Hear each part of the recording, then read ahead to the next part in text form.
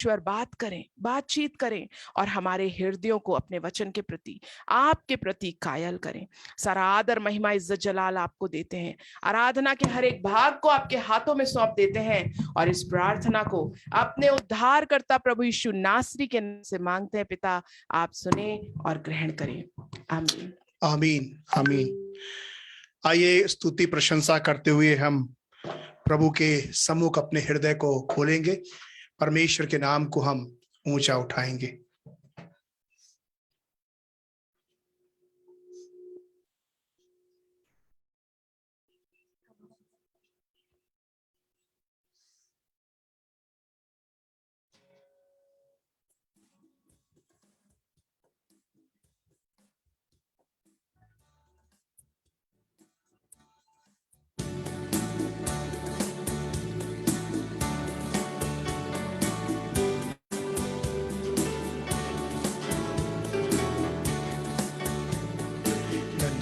धन्य तुझको प्रभु हम कहते बारंबार, धन्य तुझको प्रभु हम कहते बारंबार। अंधियारे जीवन में हमारे प्रेम का दीप जलाया, अंधियारे जीवन में हमारे प्रेम का दीप जलाया। पाप कपट सब दूर हुए, हृदय में तेज जगाया। तेरी होवे जय जयकार प्रभु हम कहते बारंबार। धन्य धन्य तुझको प्रभु हम कहते बारंबार। पर्वत तेरी शान बता, सागर प्रेम तिहारा। पर्वत तेरी शान बता, सागर प्रेम तिहारा। चांद सितारों में जो देखा, आया रूप तिहारा। सब जीवन के आधार, सब जीवन के आधार, सब जीवन के आधार प्रभु हम कहते बारंबार। धन्य धन्य तुझको प्रभु हम कहते बारंबार। कृपा दीन दयाल करो, अब द्वार तिहारे आए। कृपा दीन दयाल करो, अब द्वार तिहारे आए। आत्मदान बलिदान करो, हम कब से आस लगाए। आत्मदान बलिदान करो, हम कब से आस लगाए। तेरी महिमा निरंतर प्रभु हम कहते बारंबार। धन्य धन्य तुझको प्रभु हम कहते बारंबार। धन्य धन्य तुझको प्रभु हम कहते बारंबार।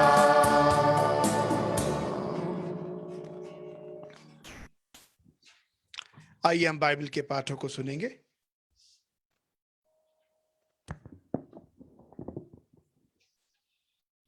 मैं आपके सामने बाइबल के कुछ पाठ पढ़ूंगी।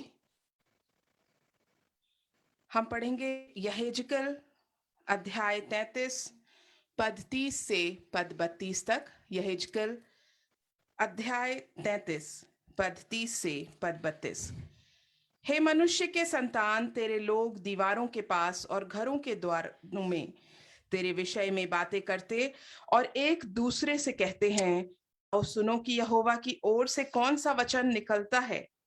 वे प्रजा के समान तेरे पास आते और मेरी प्रजा बनकर तेरे सामने बैठकर तेरे वचन सुनते हैं, परंतु वे उन पर चलते नहीं। मुंह से तो वे बहुत प्रेम दिखाते हैं, परंतु उनका मन लालच ही में लगा रहता है।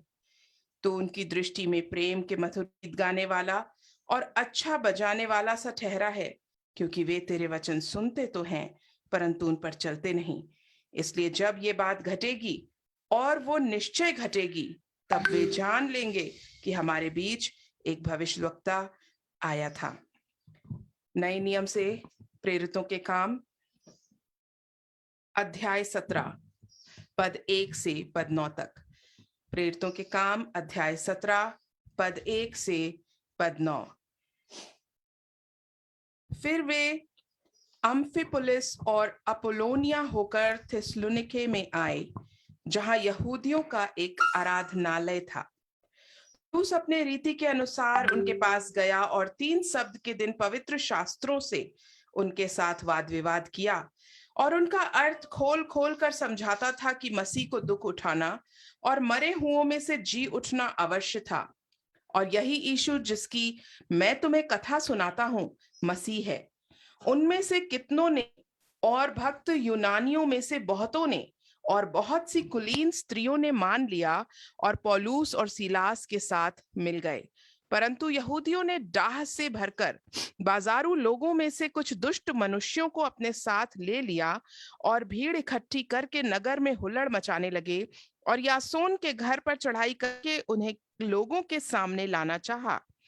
उन्हें वहां ना पाकर वे ये चिल्लाते हुए यासोन और कुछ भाइयों को नगर के हाकिमों के सामने खींच लाए, ये लोग जिन्होंने जगत को उल्टा पुल्टा कर दिया है यहाँ भी आ गए हैं। यासोन ने उन्हें अपने यहाँ उतारा है। ये सब के सब ये कहते हैं कि यीशु राजा है और कैसर की आज्ञाओं का विरोध करते हैं। उन्होंने लोगों को और नगर के हाकिमों को ये सुनाकर घबरा दिया, इसलिए उन्होंने यासोन और बाकी लोगों से मुचलका करके उन्हें छोड़ दिया। ये परमेश्वर का वचन है। हे परमेश्वर, आपका धन्यवाद हो। आमीन।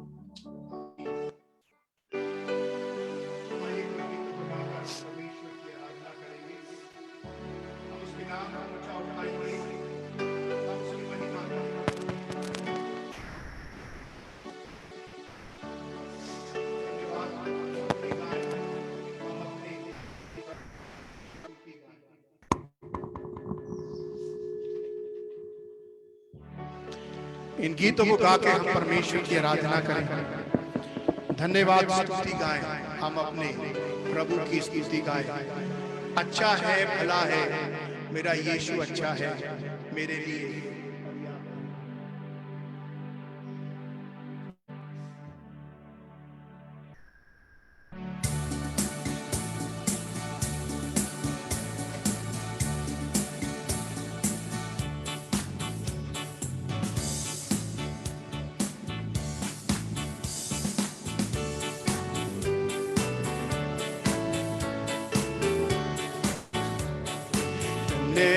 स्तुति गाए, हम अपने प्रभु की स्तुति गाए।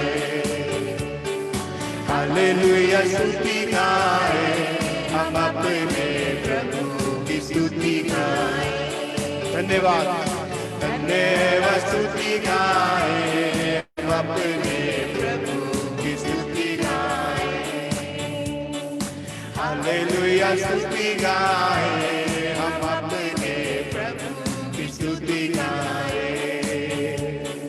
अच्छा है, भला है, मेरा यीशु अच्छा है मेरे लिए पर्याप्त है।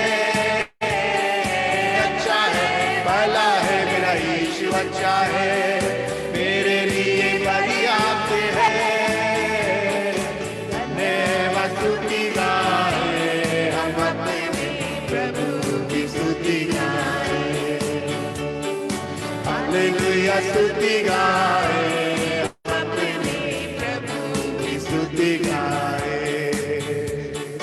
यदि हो जैसे बाधाएं हो, अगुवाई यीशु करेगा।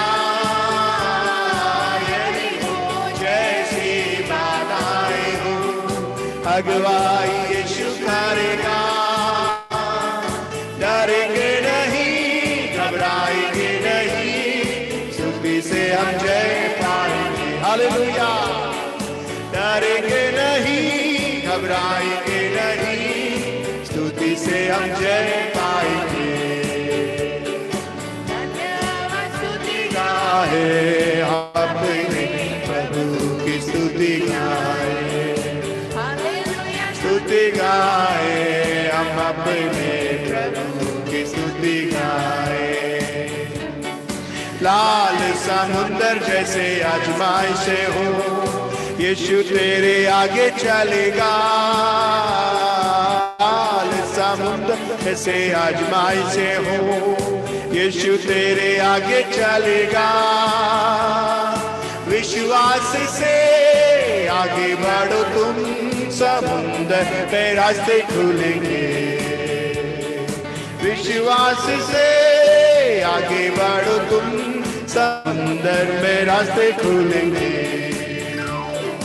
धन्यवाद स्तुति गाए हम अपने प्रभु की स्तुति गाए। हालेलुया स्तुति गाए हम अपने प्रभु की स्तुति गाए।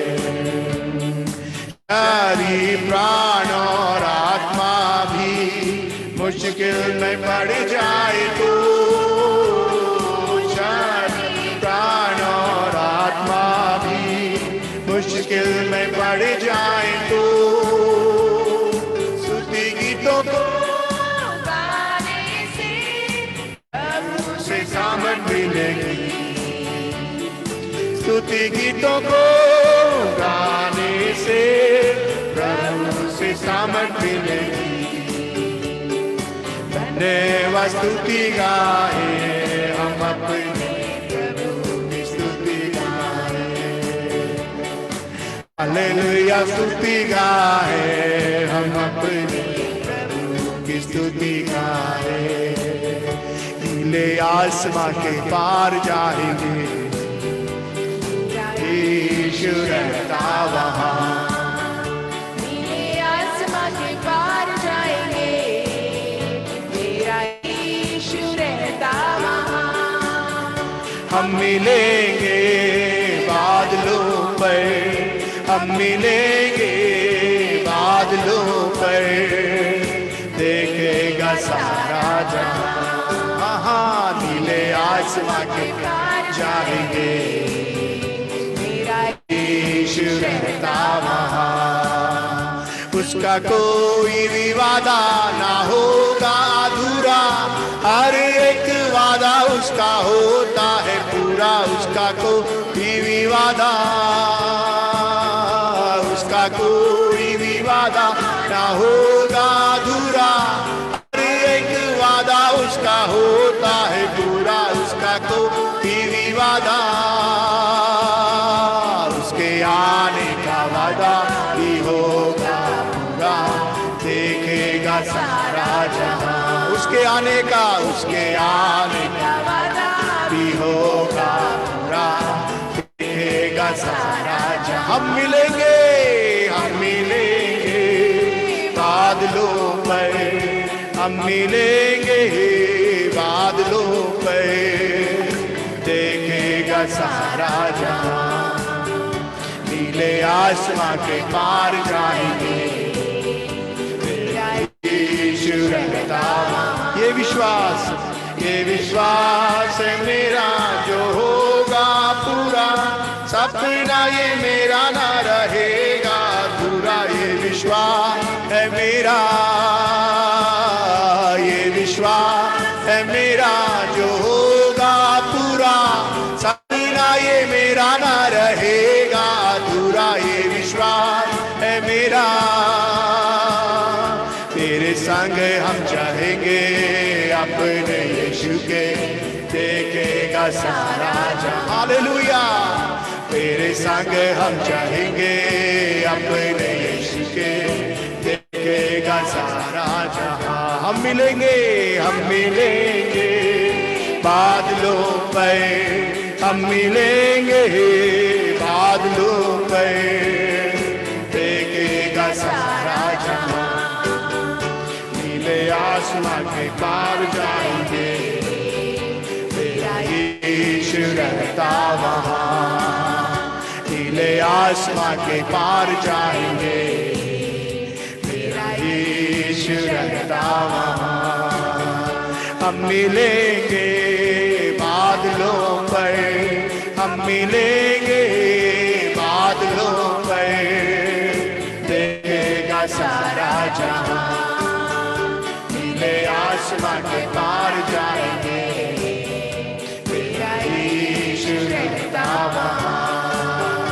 नीले आसमां के पार जाएंगे, मेरा यीशु रहता वहाँ, मेरा यीशु रहता वहाँ, मेरा यीशु रहता वहाँ।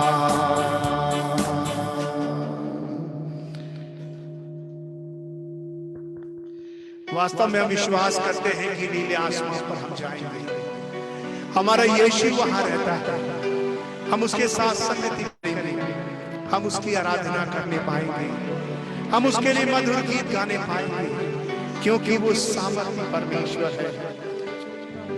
हो उसकी महिमा हो, धन्यवाद हो यीशु राजा।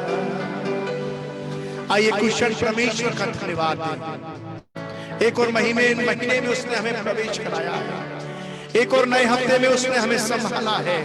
हम परमेश्वर का धन्यवाद दें, हम उसकी आराधना करें, हम उसकी प्रशंसा करें, हम उसके नाम को ऊंचा उठाएं।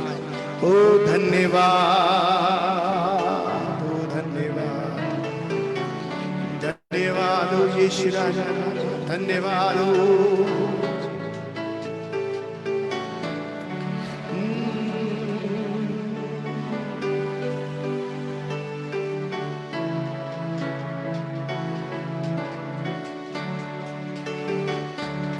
ना देगी मुझे दुनिया कभी भी कोई सुख और शांति आराम, ना देगी मुझे दुनिया कभी भी कोई सुख और शांति आराम। मेरे धन्य संगति में, मेरे यीशु के साथ धन्य संगति में, सदा मिलती खुशी मुझको।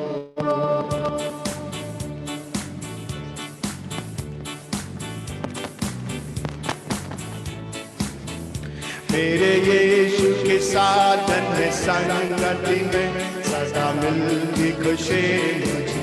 प्रभु का धन्यवाद करूंगा, उसकी संगति में सदा रहूंगा, साथ चलूंगा मैं जय जरूर पाऊंगा, साथ चलूंगा मैं जय जरूर पाऊंगा। प्रभु का धन्यवाद करूंगा। कितना अच्छा, कितना अच्छा है वो, कितना धन्य है वो, यीशु ही मेरे जीवन का साथी। कितना अच्छा है वो, कितना धन्य है वो, यीशु ही मेरे जीवन का साथी। मेरी जरूरतों को पूरा करता है वो, कोई घटी नहीं मुझको। हालेलुया। मेरी जरूरतों को पूरी करता है वो, कोई घटी नहीं मुझको। प्रभु का धन्यवाद करूंगा, उसकी संगति में सदा रहूंगा, साथ चलूंगा मैं जय जरूर पाऊंगा, साथ चलूंगा मैं जय जरूर पाऊंगा। प्रभु का धन्यवाद करूंगा।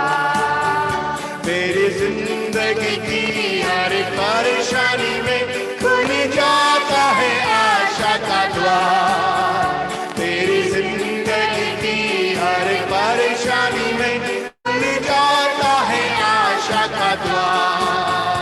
कभी ना डरूंगा, कभी ना हटूंगा, चाहे जान भी देना पड़े। कभी ना डरूंगा, कभी ना हटूंगा, चाहे जान भी देना पड़े। प्रभु का धन्यवाद करूंगा, उसकी संगति में सदा रहूंगा, साथ चलूंगा मैं जय जरूर पाऊंगा, साथ चलूंगा मैं जय जरूर पाऊंगा, प्रभु का धन्यवाद करूंगा। मेरी जिंदगी की हर एक परेशानी में खुल जाता है आशा का द्वार। क्या आपने अनुभव किया है कि आपकी जिंदगी की हर एक परेशानी में एक आशा का द्वार खुल जाता है? और कभी ना दूंगा, कभी ना जान भी देना पड़े, ओ प्रभु का धन्यवाद। कभी ना डरूंगा, कभी ना चाहे जान भी देना पड़ेगा, ये प्रभु का धन्यवाद करूंगा, उसकी संगति में सदा रहूंगा, साथ चलूंगा मैं जय जरूर पाऊंगा, साथ चलूंगा मैं जय जरूर पाऊंगा, प्रभु का धन्यवाद करूंगा। मेरी आयु के दिन पग पग में सदा तेरी सेवा को पूरी करूंगा, मेरी आयु के दिन पग पग में सदा तेरी सेवा को पूरी करूंगा। एक भक्ति समान जलता रहूंगा, तेरी महिमा मेरी कामना। हालेलुया। एक भक्ति समान जलता रहूंगा, तेरी महिमा मेरी कामना, प्रभु का धन्यवाद करूंगा, उसकी संगति में सदा रहूंगा, साथ चलूंगा मैं जय जरूर पाऊंगा, साथ चलूंगा मैं जय जरूर पाऊंगा, प्रभु का धन्यवाद करूंगा। स्तुतियारा बिना ऊपर जाती है, आशीष को नीचे आती है, स्तुतियारा बिना ऊपर जाती है, आशीष को नीचे आती है। और प्रभु हमारा कितना महान, देखो हमसे करता है प्यार, प्रभु हमारा कितना महान, देखो हमसे करता है प्यार। हालेलुया, हालेलुया, हालेलुया। सिय्योन में तेरी बात होती है, धन्यवाद करना उसकी महिमा होती है। ओ सिय्योन में तेरी बात होती है, धन्यवाद करना उसकी महिमा होती है। प्रभु हमारा कितना महान, देखो हमसे करता है प्यार, प्रभु हमारा कितना महान, देखो हमसे करता है प्यार। हालेलुया,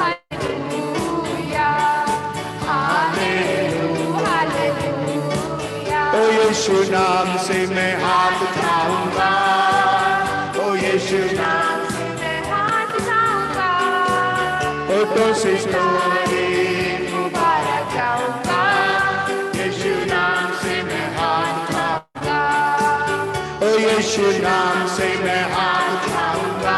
हालेलुया, यीशु नाम से मैं हाथ उठाऊंगा, ओठों से तारीफ मुबारक गाऊंगा, यीशु नाम से मैं हाथ उठाऊंगा, यीशु नाम से मैं हाथ उठाऊंगा, यीशु नाम से मैं हाथ उठाऊंगा, ओठों से तारीफ मुबारक गाऊंगा, यीशु नाम से मैं हाथ उठाऊंगा।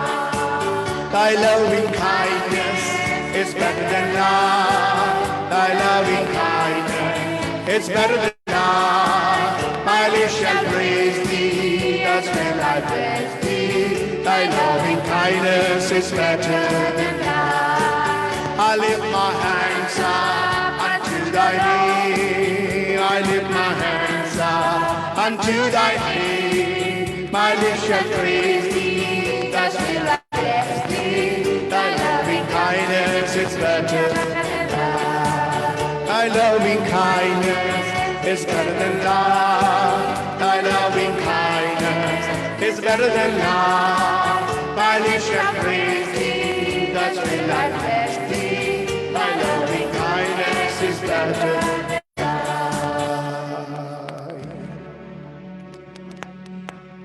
आइए सुसमाचार के पाठ को हम सुनेंगे, उसके नाम को ऊंचा उठाते हुए, उसके नाम को महिमा देते हुए। Let us listen from the gospel.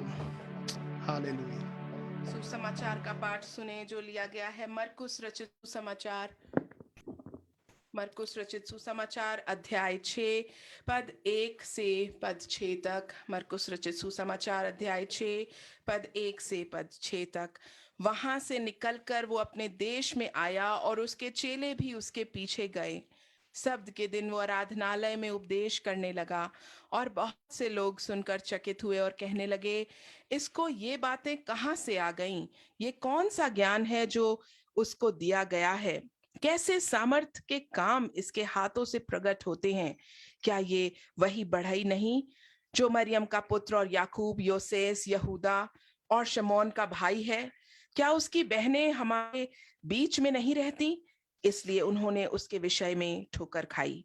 यीशु ने उनसे कहा, भविष्यद्वक्ता को अपने देश और अपने कुटुंब और अपने घर को छोड़ और कहीं भी निरादर नहीं होता।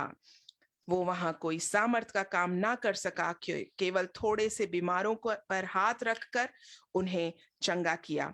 और उसे उनके अविश्वास पर आश्चर्य हुआ और वो चारों ओर के गांव में उपदेश करता फिरा। ये प्रभु यीशु मसीह का सुसमाचार है। हे प्रभु यीशु ख्रीस्ट, आपकी स्तुति हो। आमीन आमीन आमीन। प्रभु यीशु मसीह अपने ही शहर में गया, अपने ही लोगों के बीच में गया, लेकिन उसने कहा कि परमेश्वर का दास अपने ही लोगों के बीच में, अपने ही शहर में आदर नहीं पाता है। और ये बात सत्य है, ये बात वास्तव में वचन के अनुसार सिद्ध होती है। और परमेश्वर का वचन आज हमें सोचने में मजबूर कर देता है कि हम फिर कहां आदर पाते हैं। ओ प्रभु की उपस्थिति में आदर है, उसकी इबादत में आदर है। हालेलुया। आइए एक और गीत गाकर अपने आप को हम परमेश्वर के वचन के लिए तैयार करेंगे। परमेश्वर पिता परमेश्वर, तू ही है दाता हमारे जीवन का।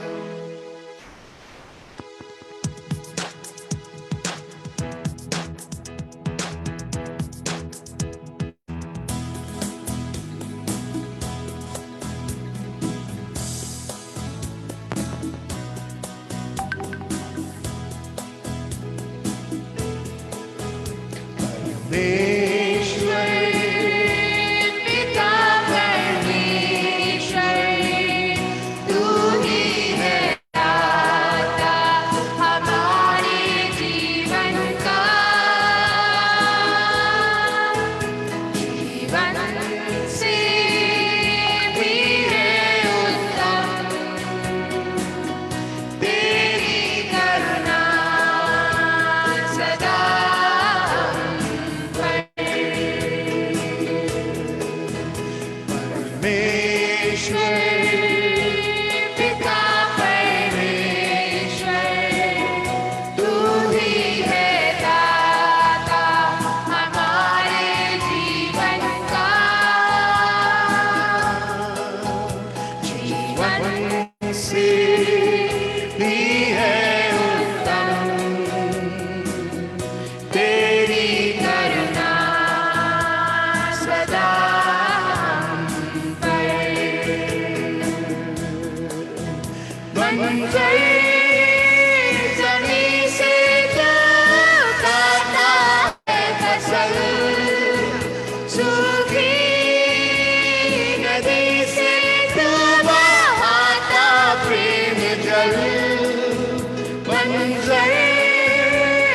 जमीन से तू उगाता है फसल, सूखी नदी से तू बहाता प्रेम जल, ये आसमान और ये जमीन गाते हैं तेरी महिमा। ये आसमान और ये जमीन गाते हैं तेरी महिमा।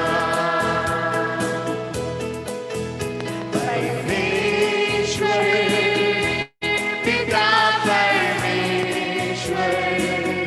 तू ही है दाता हमारे जीवन का। हालेलुया। जीवन से भी है उत्तम तेरी करुणा सदा हम पर। हमको बनाया तूने, हमको बनाया तूने अपने रूप में, देकर जीवन भेजा तूने संसार में। हमको बनाया तूने अपने रूप में, देकर जीवन भेजा तूने संसार में। ये जिंदगी मेरी सदा गाती है तेरी महिमा। ये जिंदगी मेरी सदा गाती है तेरी महिमा। परमेश्वर पिता परमेश्वर तू ही है दाता हमारे जीवन का। जीवन से भी है उत्तम तेरी करुणा सदा हम पर। तेरी करुणा सदा हम पर। तेरी करुणा सदा हम पर।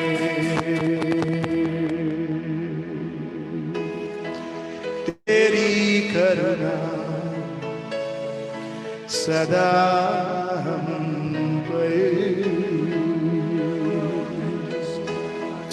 खुदावन की करुणा हमारे जीवन से भी उत्तम है। भजनकार कहता है प्रभु मैं तेरा नाम ले लेकर अपने हाथों को उठाऊंगा और मैं तुझे धन्य कहूंगा, क्योंकि तेरी करुणा जीवन से भी उत्तम है। पिता परमेश्वर हम तेरे नाम का धन्यवाद देते हैं यीशु। हम तेरे नाम की स्तुति करते हैं प्रभु जी। हम तेरे नाम की प्रशंसा करते हैं खुदावन, क्योंकि तू सामर्थी परमेश्वर है। तू सामर्थी परमेश्वर है। हालेलुया। ओ धन्यवाद हो यीशु राजा, धन्यवाद हो प्रभु जी।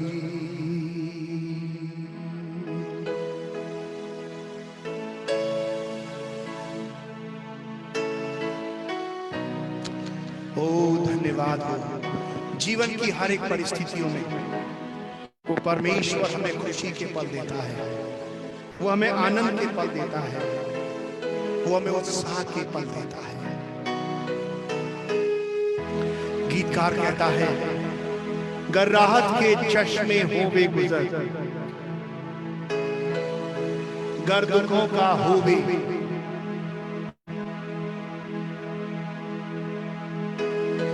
सामान, जो हिस्से में आए मैं गाऊंगा वही, है खुशहाल, है खुशहाल मेरी जान। It is well, it is well, it is well with my soul. Can we say this morning in the presence of God that whatever struggle I have in my life, Lord, it is well with me. या मेरे लिए खुश है प्रभु, या मेरे लिए आनंद है प्रभु जी। Even sickness, even finance problem, even in my weaknesses, oh Lord, it is well with me, Lord. It is well. ये मेरे लिए खुशी की बात है। गराहत के चश्मे होवे गुज़रे, गर्दू का होवे सामान, जो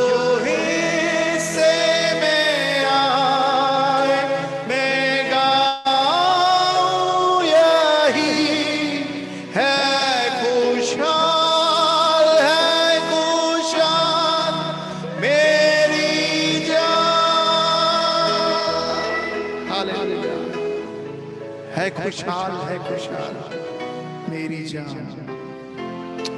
ओ धन्यवाद हो यीशु। खूब लड़े शैतान गर हो इत्मीनान, इस बात में दिल को आराम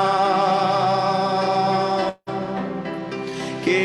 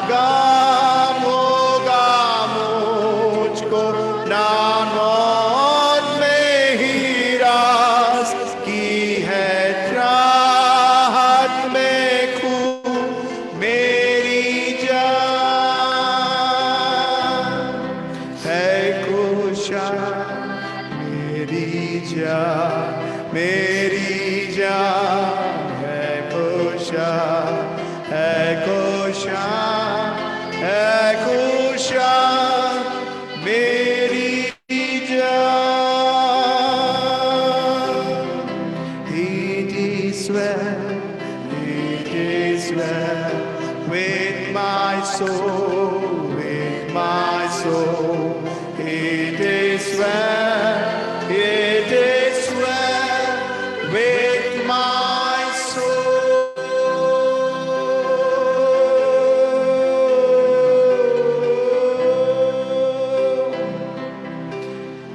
क्या हम कह सकते हैं सब कुछ हमारे साथ अच्छा है प्रभु? परेशानी में भी, तकलीफों में भी, बीमारी में भी प्रभु जी, सब कुछ मेरे साथ अच्छा है प्रभु जी। The writer of Philippians says, Saint Paul, rejoice in the Lord always. And again I say rejoice. Let us rejoice in the presence of God. Let us glorify His name this morning as we are worshiping, as we are adoring Him. Oh, as we are going to listen the word of God, let us start with gratitude. आइए अपने हृदय को धन्यवाद से हम उसकी आराधना करें। ओ गीतकार बड़ी संगीति के साथ, बड़ी गहराई के साथ इस गीत को लिखता है। वो अगले पद में कहता है, खुदावन हम ठहरते हैं जल्दी तू आ, ना गौर बल्कि है आसमां, नरसिंगे और खाली की जिंदा आवाज दे के चैन मुझको राम मेरी जान, खुदावन हम ठहरते हैं जल्दी तू आ, ना गौर बल्कि है आए आसमां, नरसिंगे और खाली की जिंदा आवाज दे के चैन मुझको खा मेरी जान, है खुशा मेरी जान, मेरी जान है खुशा, है खुशा, है खुशा मेरी जान।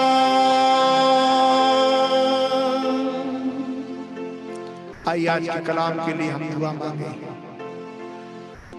अनुरोध करेंगे कि अंश हमारे बीच में आज प्रार्थना में अगुवाई करे। आज के कलाम पर खुदावंद की आशीष, उसकी बरकत। आइए हम प्रार्थना करें। धन्यवाद धन्यवाद धन्यवाद जीसस, मैं आपका बहुत सारा धन्यवाद देता हूँ जिस आज के इस दिन के लिए। मैं आपका धन्यवाद देता हूँ जिस आपने मेरे को आज का ये दिन दिखाया।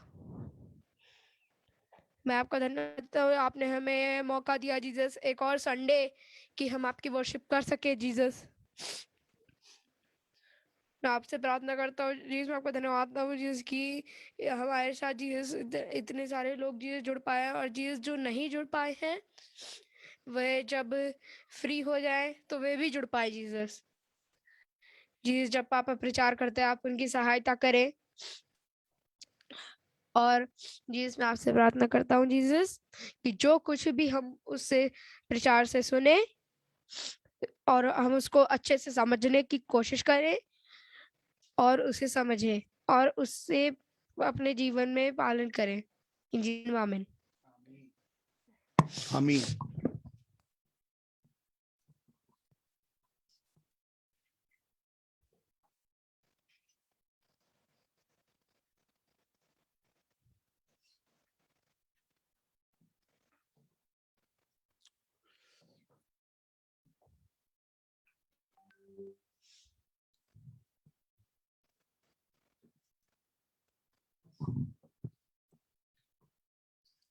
जय मसीह की। परमेश्वर भला है और उसने अपनी भलाई को हमारे जीवन में इस रीति से प्रकट किया कि जब हम पापी ही थे मसीह हमारे लिए मरा, ताकि उस पर विश्वास करने के द्वारा हमें अनंत जीवन की प्राप्ति हो, हमारे जीवन में छुटकारा आए, हमारे जीवन में आनंद आए, हमारे जीवन में हम परमेश्वर की आशीषों का अनुभव करने पाए, हम जानने पाए कि क्यों परमेश्वर ने हमें इस संसार में भेजा है। हम अपनी जान से कहें कि उसमें आनंद और मगन हो।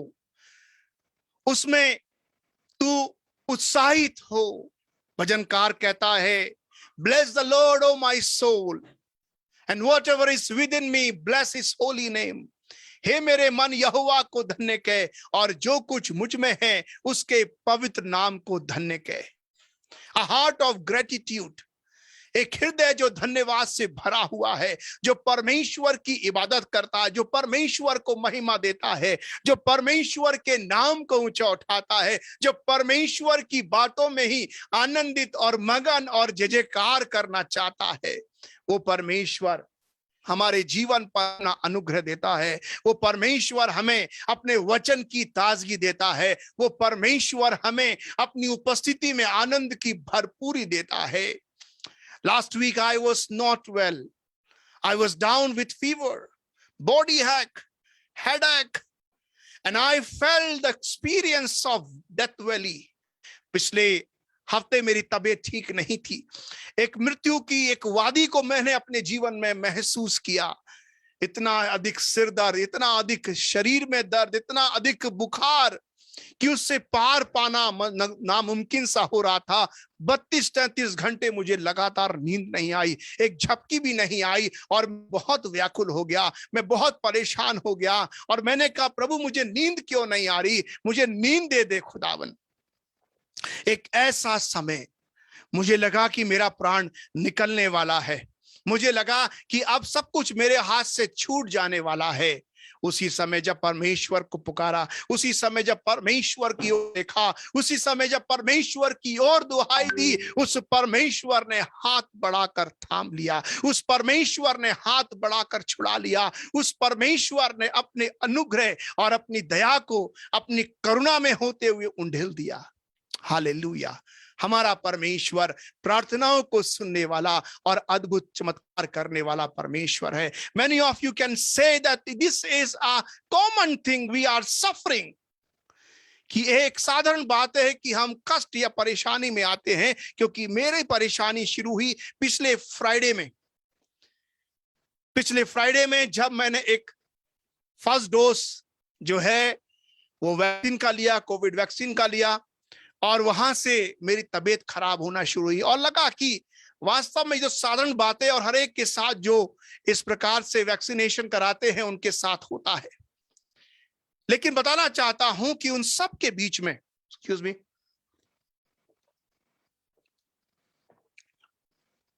परमेश्वर ने मेरे जीवन में अद्भुत काम किया। मुझे अपना एक और बार सामर्थ का स्पर्श कराया और बताया कि देखो, मेरी करुणा तुम्हारे जीवन के लिए काफी है। माई grace is sufficient for thy life. और जब एक साधारण बात बहुतों के साथ घट रही थी, मेरे साथ भी घटी, तो बहुतों ने कहा कोई बात नहीं, 2 दिन 3 दिन की बात है और सब कुछ सामान्य हो जाएगा। मुझे भी मालूम था कि 2 या 3 दिन में सब कुछ सामान्य हो जाएगा, लेकिन उस टाइम पीरियड में जिसको मैं झेल रहा था अपने शरीर में, अपनी आत्मा में, वो मेरे लिए दुखदाई था, वो मेरे लिए कष्टदायक था।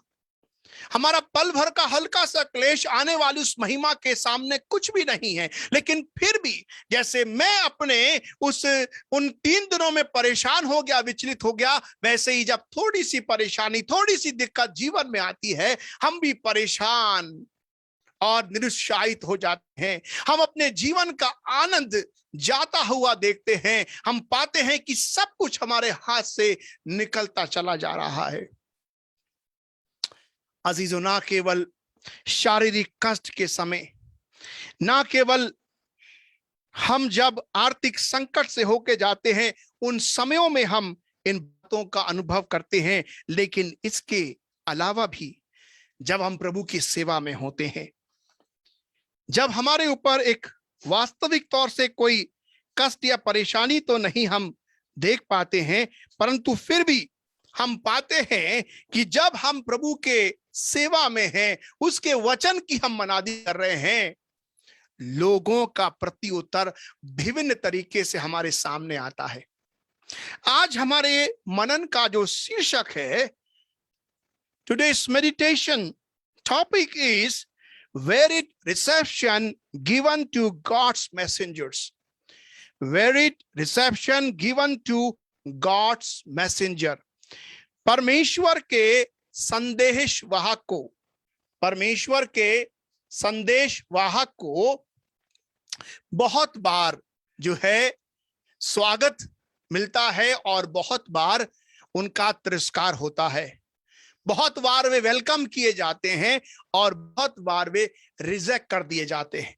तब भी एक ऐसा ही अनुभव आता है जैसा मैंने पिछले हफ्ते में अपने जीवन में महसूस किया कि मानो हम तो एक अच्छा काम कर रहे हैं, हम तो एक परमेश्वर की सेवा में लगे हैं, फिर भी लोग जो हैं वो हमारा तिरस्कार करते हैं, फिर भी लोग जो हैं हमें अस्वीकार करते हैं, फिर भी लोग जो हैं हमें अंडरस्टैंड करते हैं। बहुत बार वे परमेश्वर के दास का अनादर करते हैं। आज जबकि हम इस विशेष विषय पर मनन करने जा रहे हैं और 3 बाइबल के पाठ हमने आज के मनन के लिए हैं। पहला भाग हमने लिया है एजेकिएल नबी की पुस्तक, उसका 33वां अध्याय और उसके 30वें पद से लेकर 32वें पद तक। और यहाँ पर यहेजकेल इस बात को कहता है, यदि आपके पास बाइबल है तो मेहरबानी से खोल लीजिए the book of prophet Ezekiel chapter 33 verses 30 से 32 तक। मैं आपके सामने इस प्रकार से इसको पढ़ता हूं। मैं चाहूंगा कि माइक भी तैयार रखें ताकि आप भी उसमें एक योगदान को दे सकें। यहेजकेल उसका 33वां अध्याय और उसके 30 पद से लेकर 32वें पद तक यह प्रकार से लिखा हुआ है, हे मनुष्य के संतान, तेरे लोग दीवारों के पास और घरों के द्वारों में प्रवेश में तेरे विषय में बातें करते और एक दूसरे से कहते हैं, आओ सुनो कि यहोवा की ओर से कौन सा वचन निकलता है। ना people are very much eager to listen the word of God. वे दीवारों के पास जा रहे हैं, वे घरों के द्वारों में घुस रहे हैं, एक फेलोशिप कर रहे हैं, प्रभु से कुछ वचन को सुनने की कामना कर रहे हैं और वो कहते हैं, आओ सुनो कि यहोवा की ओर से कौन सा वचन निकलता है। Now this is something we are experiencing every year ending। ये एक ऐसी बात है जो कि हम साल के अंत में इसका अनुभव करते हैं। 31 को नाइट को जब वॉच नाइट सर्विस होती है और हम कलीसियाई तौर पर या पारिवारिक तौर पर जब एकत्रित होते हैं, इस बात की कामना के साथ कि पिछले 12 महीनों के लिए, पिछले वर्ष के लिए हम प्रभु का धन्यवाद दें और धन्यवाद करते हुए हम एक नए वर्ष में परमेश्वर की योजना में हम आगे प्रवेश कर सकें। और बहुत सारे कलीसियाओं में ये प्रैक्टिस है कि उस मध्य रात्रि में जब वे एक न्यू ईयर में प्रवेश करते हैं, बाइबल के पद को निकालते हैं और वहां पर कई एक पदों को चिट में लिख के रखा जाता है और दुआ होती है और फिर एक एक व्यक्ति आता है और एक पद उठाता है और उसे पढ़ता है और पढ़कर वो उत्साहित होता है कि परमेश्वर ने उसे एक वचन दिया है अगले वर्ष के लिए। मैं समझता हूं कि आप सभी इस बात का अनुभव कर चुके हैं और करते हैं और आगे भी करेंगे। मैंने भी इस बात का अनुभव किया, मैंने भी इस बात को सीखा, मैंने भी इस बात को जाना कि परमेश्वर वास्तव में 2021 में मेरे जीवन के लिए क्या वचन दे रहा है, ताकि मैं उसको सुनूं, उसको मैं जानूं और उसके अनुसार मैं अपने आप को परमेश्वर के वचन में आगे बढ़ा सकूं। ये तो एक अच्छी प्रैक्टिस है, ये तो एक प्रशंसनीय कार्य है कि परमेश्वर के बच्चे, परमेश्वर के लोग, परमेश्वर के घराने परमेश्वर की नजदीकी में आकर परमेश्वर के वचन में मन लगाना चाहते हैं। और यहीं पे यह बात लिखी हुई है यहेजकेल की पुस्तक, उसका 33वां अध्याय और उसका 30वां पद। वह कहते हैं, आओ सुनो कि यहोवा की ओर से कौन सा वचन निकलता है। यहां तक तो बात ठीक है कि परमेश्वर के वचन को वे वास्तव में पढ़ना चाहते हैं, सुनना चाहते हैं अपने जीवन के लिए वे उसे देखना चाहते हैं। फिर लिखा है वचन 31 और 32 में, वे प्रजा के समान तेरे पास आते और मेरी प्रजा बनकर तेरे सामने बैठकर तेरे वचन सुनते हैं, परंतु वे उन पर चलते नहीं। This is something very dangerous. परमेश्वर के वचन को सुनने के लिए आते हैं, कलीसिया में एकत्रित होते हैं, ऑनलाइन आराधनाओं में जुड़ जाते हैं, बाइबल और नोट्स को सब कुछ वो नोट कर लेते हैं कि आज प्रभु क्या वचन देने वाला है, आज हमारे जीवन के लिए क्या आशीष है, आने वाले वर्ष महीने में हमारे जीवन में परमेश्वर किन बातों को उजागर करना चाहता है। They are very much eager to listen the word of God. लेकिन क्या हो रहा है, वे कहते हैं, ओ खुदावन का कलाम यह लिखा हुआ है कि वे इस प्रकार से प्रभु के नजदीक आते हैं कि उसका वचन तो सुनते हैं लेकिन उस पर चलते नहीं हैं। सो पहली बात जो हम देखते हैं परमेश्वर के दासों के सामने आती है, वो पहली बात है that people are open to listen the word of God, but they are not ready to follow the word of God. वे परमेश्वर वचन को सुनने के लिए तो तैयार हैं, लेकिन उसके अनुसार चलने के लिए तैयार नहीं है।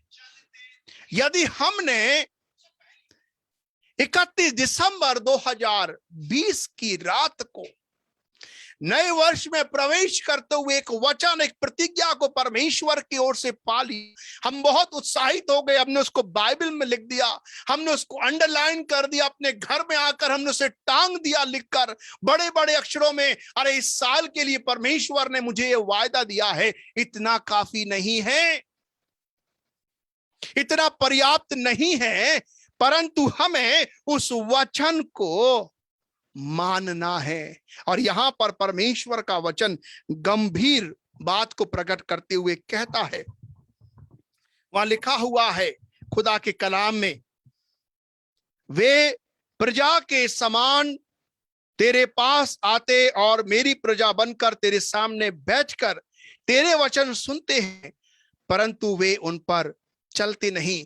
मुंह से तो वे बहुत प्रेम दिखाते हैं, परंतु उनका मन लालच ही में लगा रहता है।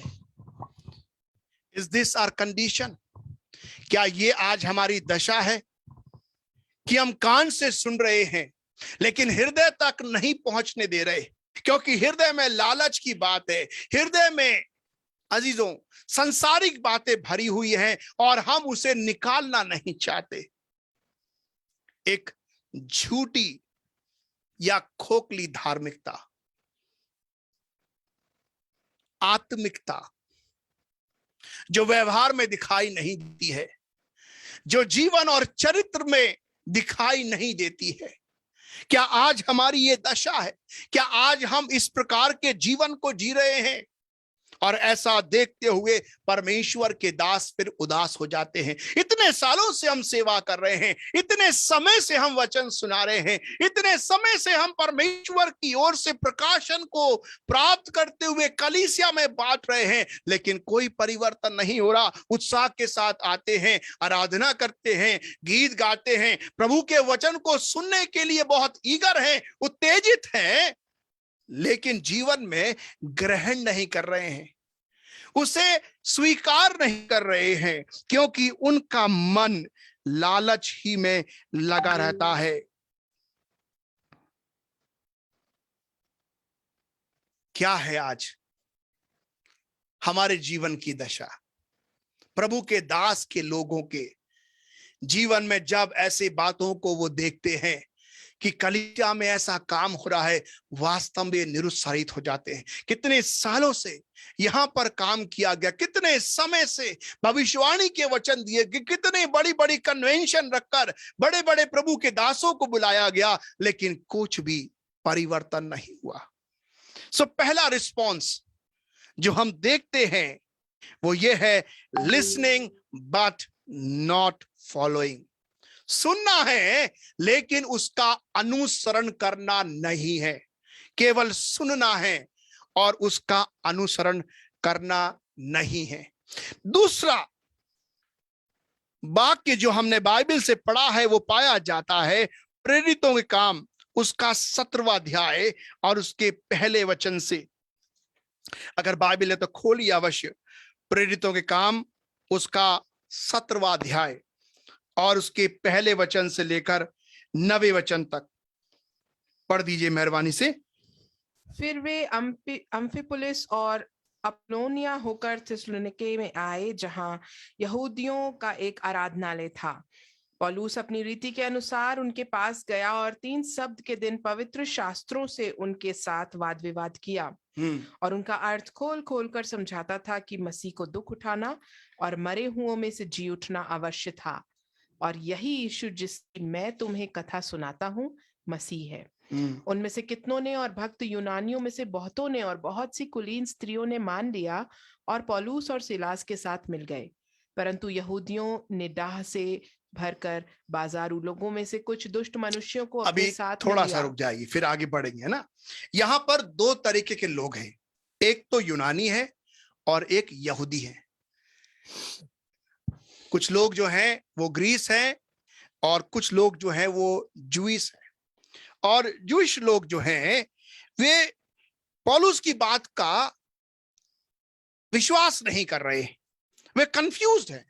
लेकिन यहां पर दूसरे लोग हैं, यूनानी लोग हैं, वे पौलुस की कथा पर विश्वास कर रहे हैं। और पौलुस इस समय जो है वो थिस्सलुनीके में है और वहां पर यहूदियों का एक आराधनालय है, he is in the synagogue, और वहां पर जाकर वो प्रभु के वचन को सुना रहा है और उनसे वाद विवाद करते हुए 3 सप्त के दिन, 3 हफ्ते लगभग 21 दिन लगभग बीत चुके हैं और उनके साथ वाद विवाद कर रहा है, परमेश्वर के वचन को उनके साथ बांट रहा है। और फिर लिखा है 3रे पद में, फिर उनका अर्थ खोल खोल कर समझाता था कि वचन का ये जो लिखा है भाग, इसका अर्थ ये है कि मसीह को दुख उठाना और मरे हुओं में से जी उठना अवश्य था, और यही यीशु जिसकी मैं तुम्हें कथा सुनाता हूं मसीह है। ना मसीह कौन है? क्योंकि यहूदी लोग और यूनानी लोग मसीहा के इंतजार में थे, उस मसीहा के इंतजार में जिसकी चर्चा यशाया भविष्यवक्ता की पुस्तक में की गई थी कि मसीहा आएगा और अपने लोगों को आजादी देगा, उनके दुख से, उनके कष्ट से उन्हें छुटकारा देगा। तो मसीहा का कॉन्सेप्ट जो है, मसीहा की जो छवि जो है, मसीहा की जो समझ जो है वो यहूदियों को थी और कहीं हद तक वो यूनानियों को भी थी। और यहां पर संत पौलुस उसी बात को लिखता है, उसी बात को समझाता है, उसी बात का अर्थ बताता है कि वह व्यक्ति जो क्रूस पर टांगा गया, जो मारा गया, जो मुर्दों में से जी उठा, वो और कोई नहीं है, वही यीशु मसीहा है। वही मसीहा है जिसका वायदा परमेश्वर ने पुराने नियम से किया हुआ है, जिसके बारे में सभी भविष्यवाणियां हुई हैं और क्रमानुसार पूरी होती चली आ रही हैं। अब तुम्हें जानने की आवश्यकता है कि मसीहा कौन है। ना इतने बल के साथ, इतने उत्साह के साथ, इतने उमंग के साथ संत पौलुस बड़ी मेहनत के साथ प्रभु के वचन को वहां सुना रहा है, उसका प्रचार कर रहा है। लेकिन प्रत्युत्तर क्या होता है? पढ़िए 4था पद, क्या लिखा है?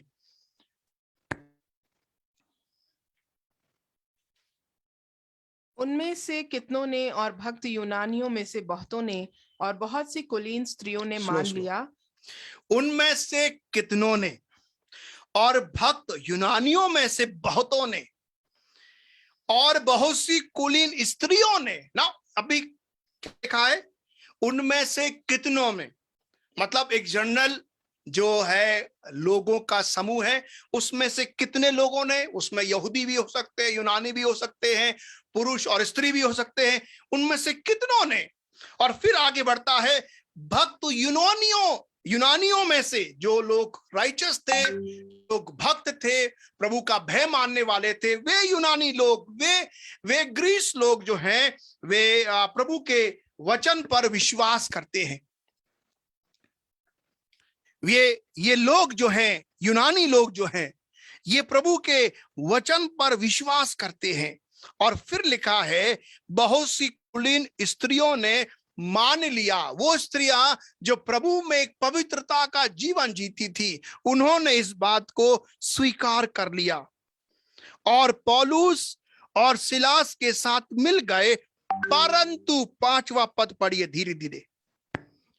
यहूदियों ने डाह से भरकर बाजारू लोगों में से कुछ दुष्ट मनुष्यों को अपने साथ में लिया। वाह, कितना आनंद की बात है ना। एक सच्चाई के साथ प्रचार किया जा रहा है। सेंट पॉल थिस्सलुनीके में प्रचार कर रहा है, बड़े बल के साथ, उत्साह के साथ, निडरता के साथ, बोझ के साथ, आनंद के साथ। कुछ लोगों ने विश्वास किया है, कुछ ग्रीक लोगों ने विश्वास कर लिया है, कुछ कुलीन स्त्रियों ने विश्वास कर लिया है, लेकिन यहूदी लोग जिनके पास व्यवस्था है, जो प्रभु के चुने हुए लोग हैं, जो प्रभु के नाम से छुड़ाए गए लोग हैं, वे क्या कर रहे हैं? बाजारू लोगों को हायर कर रहे हैं, या कहें आज की भाषा में, कुछ गुंडों को इकट्ठा कर रहे हैं, कुछ दंगा करने वालों को इकट्ठा कर रहे हैं। और क्या हो रहा है? उन्होंने उन लोगों को जो दुष्ट काम कर सकते हैं, जिनका टाइटल ही है दुष्ट मनुष्य है, जो कैसे हैं? नीच लोग हैं, दुष्ट हैं, जो झगड़ा उत्पन्न करने वाले, जो विवाद करने वाले हैं, जो अकारण परेशानी उत्पन्न करने वाले हैं, उन लोगों को हायर कर लिया है। और क्या किया उन्होंने? अपने साथ में लिया। ये यहूदी लोगों ने उन्हें अपने साथ में लिया और भीड़ इकट्ठी करके नगर में हुल्लड़ मचाने लगे। अभी क्या करने लगे वो लोग? नगर में हुल्लड़ मचा रहे हैं पौलुस के विरोध में, प्रभु यीशु मसीह की उस कथा के विरोध में, यीशु को मसीह अस्वीकार करते हुए उस परमेश्वर के जन का और परमेश्वर के वचन का विरोध करते हैं। और क्या करते हैं? वे भीड़ इकट्ठा करके नगर में हुल्लड़ मचाने लगे और यासोन के घर पर चढ़ाई करके उन्हें लोगों के सामने लाना चाह। अब ये समझ में आता है, यासोन के घर पर चढ़ाई करके, इसका मतलब यह है कि थिस्सलुनीके के एक परिवार में शायद पौलुस वहां रहता होगा, यासोन, और यासोन के घर पर उन्होंने चढ़ाई करके उन्हें लोगों के सामने लाना चाहा। उन्हें वहां ना पाकर वे यहां चिल्लाते हुए यासोन और कुछ भाइयों को नगर के हाकिमों के सामने खींच ले आए। ये लोग जिन्होंने जगत को उल्टा पुल्टा कर दिया है, यहां भी आ गए हैं ना। क्या हो रहा है? जिस घर में पौलुस टिका हुआ है, जिस घराने ने उसको अपनी पनाह दी है, जिस घराने ने उसको वेलकम किया है, अभी वो भी परेशानी में आ गया है। बहुत बार प्रभु के संदेश वाहकों के जीवन में ऐसा समस्या आती है और उनके साथ जो लोग जुड़े होते हैं वे भी ऐसी समस्याओं का सामना करते हैं। लेकिन याद रखें, ये मोमेंटरी है, ये एक समय सीमा के लिए है। यह हमारे विश्वास को परमेश्वर में बुलंद करने के लिए है, हमारे आनंद को परमेश्वर में बढ़ाने के लिए है, ना केवल हमें हर प्रकार से निरुत्साहित करने के लिए है। हम इस बात को बहुत बार भूल जाते हैं और हम थोड़े से कष्ट या परेशानी को देखते हुए अपने जीवन में परमेश्वर की सेवा को छोड़ देते हैं या पीछे अपने कदमों को हम लौटा लेते हैं। और यहां पर लिखा है कि उन यहूदियों ने कुछ ऐसे लोगों को इकट्ठा किया जो दुष्ट हैं, जो हुल्लड़ मचाने वाले हैं, जो परमेश्वर के वचन और लोगों के विरोधी हैं, ताकि वे उनके द्वारा सारे परमेश्वर के कार्यों को तहस नहस कर दें। और ऐसा ही आज हम अपने जीवन की परिस्थिति में, अपने समाज में, अपने चारों ओर हम देखते हैं। लेकिन क्या होता है जब वे यासोन के घराने को पकड़ ले आते हैं और लोगों के सामने इकट्ठा करके कहते हैं, ये वही लोग हैं जिन्होंने जगत को उल्टा पुल्टा कर दिया है और यहां भी आ गए हैं। यासोन ने उन्हें अपने यहां उतारा है। लाओ, अभी क्या हो रहा है? यासोन ने उनको इनवाइट किया है, यासोन अपने घर में उनको लेकर आया है। इसलिए अगर ये लेकर आया है तो ये भी इनके साथ मिला है, चलो इसे भी क्या करते हैं? प्रताड़ित करते हैं। हो सकता है कि इनडायरेक्टली हम प्रभु की सेवा कर रहे हों, हमने किसी को, प्रभु के दास को अपने घर में टिकाया, या उसके साथ हमारा एक संबंध है, और उसने जब प्रभु का प्रचार किया बड़ा बलवा हो गया उस नगर में, और लोग हमारे पीछे भी आ गए। घबराने की जरूरत नहीं है, परेशान होने की जरूरत नहीं है। फिर आगे क्या लिखा है अजीजों? पढ़िए 7वां वचन। यासोन ने उन्हें अपने यहाँ उतारा है। ये सब के सब ये कहते हैं कि यीशु राजा है और कैसर की आज्ञाओं का विरोध करते हैं। उन्होंने लोगों को और नगर के हाकिमों को ये सुनाकर घबरा दिया। इसलिए उन्होंने यासोन और बाकी लोगों से मुचलका लेकर उन्हें छोड़ दिया। मुचलका लेकर उन्हें छोड़ दिया, धमकी उन्हें दे दी, उनसे लिखवा लिया गया, एक एफिडेविट ले लिया गया, या उनके ऊपर कुछ पेनल्टी लगा दी गई। वो सब कार्रवाई करके उन्हें छोड़ दिया गया। अजीजों, ये एक प्रत्युत्तर है परमेश्वर के संदेशवाहक की सेवा के दौरान, जिसकी चर्चा प्रेरितों का काम उसके 17वें अध्याय में लिखी हुई है, पहले 9 पदों में। क्या इससे पौलुस निराश हो गया? क्या ऐसी घटना से पौलुस ने परमेश्वर के सुसमाचार का प्रचार का काम रोक दिया? नहीं अजीजों। क्या योसेन का परिवार परमेश्वर के विश्वास से हट गया? ऐसा भी नहीं हुआ, क्योंकि ये वो प्रत्युत्तर है कि जब हम सेवा करते हैं तो उनका हमें और हमारे साथ जुड़े हुए लोगों का उनसे पाला पड़ता है, उनका सामना उन्हें करना पड़ता है। लेकिन इसका मतलब ये नहीं है कि परमेश्वर ने छोड़ दिया है। नहीं अजीजों, परमेश्वर उनके साथ रहा। थिस्सलुनीके में ये सब प्रक्रिया हो रही है, लेकिन हम पाते हैं कि थिस्सलुनीके की कलीसिया का भी विस्तार हुआ है। Praise the Lord. उसकी भी पौलुस के द्वारा स्थापना हुई, उसकी भी पौलुस के द्वारा जो हम देखते हैं एक विस्तार का कार्य पूरा हुआ। तो जब भी हम देखते हैं कि एक नेगेटिव प्रत्युत्तर आता है, तब हम परेशान और भयभीत ना हो, क्योंकि इस बात को हम जाने कि एक बड़ा काम परमेश्वर का होने जा रहा है।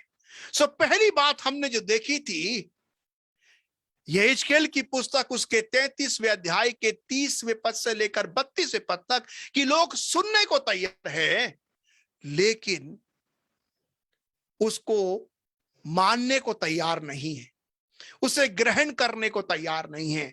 और यहां पर हम देखते हैं फिर लोग सुनने को तो तैयार हैं, लेकिन लोग अपने आप में कंफ्यूज्ड हैं, अपने आप में परेशान हैं, अपने आप में विचलित हैं, क्योंकि सत्य उनसे सुना नहीं जा रहा, सत्य वो ग्रहण नहीं कर पा रहे हैं, क्योंकि वो सोच रहे हैं कि ये एक गलत शिक्षा दे रहे हैं, क्योंकि वे कह रहे थे कि ये यीशु को राजा कहते हैं और कैसर की आज्ञाओं का विरोध करते हैं।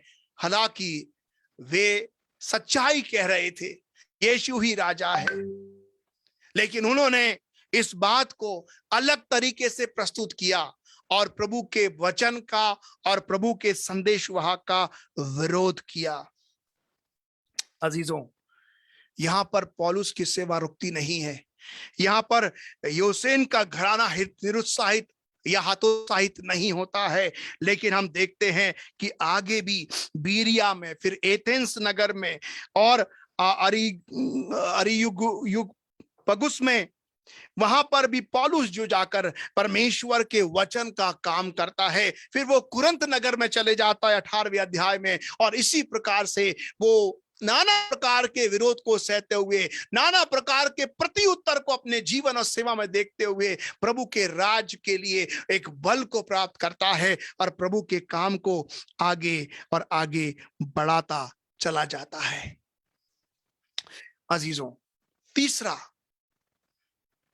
जो हमने बाइबल का पाठ देखा है, जहां पर प्रभु यीशु मसीह एक गहराई की बात कहते हैं। मरकुस की इंजील उसका 6वां अध्याय और उसके पहले वचन से लेकर उसके 6वें पद तक यहां इस प्रकार से लिखा है कि यीशु मसीह नाजरत में आया। वो नाजरीन था, वो नाजरत का रहने वाला मसीहा यीशु मसीह अपने नगर में, अपने लोगों के बीच में आया, अपने देश में आया। और लिखा है कि सब्त के दिन वह आराधनालय में उपदेश करने लगा ना। अब कुछ सिमिलरिटीज को हम देखें। यहेजकेल जब भविष्यवाणी कर रहा है तो वो आराधनालय में है। पौलुस जब थिस्सलुनीके में है तो वो भी आराधनालय में है।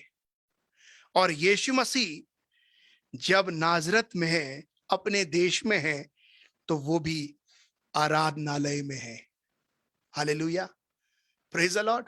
दूसरी सिमिलरिटी जो देखते हैं कि यहेजकेल भी सब्त के दिन प्रभु का वचन बोल रहा है और पौलुस भी सब्त के दिन परमेश्वर के वचन का प्रचार कर रहा है। और प्रभु यीशु मसीह भी आराधनालय में सब्त के दिन, लिखा है दूसरा पद पढ़िए, मरकुस 6:2।